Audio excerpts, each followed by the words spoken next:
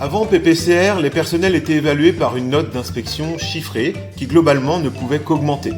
Cette note était un élément du barème qui tenait compte en grande partie de l'ancienneté, ce qu'on appelle l'AGS, l'ancienneté générale de service. Le barème était contrôlé par les personnels par le biais de leurs élus, les représentants syndicaux, lors des commissions administratives paritaires départementales, les CAPD. Avec PPCR, c'est la fin de l'égalité de traitement. Les appréciations sont posées directement par le DAZEN, qui peut ainsi favoriser ou non la carrière des collègues. Cette remise en cause du barème a indubitablement joué un rôle dans l'affaiblissement des CAP et de leurs prérogatives, issues de la loi de transformation de la fonction publique en commençant par les promotions et s'étendant aujourd'hui aux mutations, comme nous avons tous pu le constater dans le département.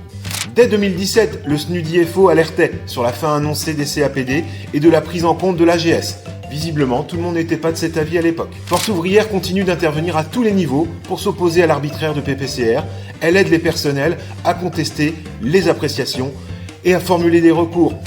En Mayenne, le SNUDIFO a obtenu la possibilité de faire réviser l'avis final du DAZEN du 3e rendez-vous de carrière, ce qui est loin d'être le cas dans tous les départements de France. La prise en compte de l'AGS pour le départage des collègues à barème équivalent pour le passage à la hors-classe, en particulier pour les ex-instituteurs totalement lésés par PPCR qui ont été réunis par le SNUDIFO et soutenus par le syndicat. Le SNUDIFO a obtenu satisfaction pour 18 recours formulés par les collègues et accompagnés par le syndicat.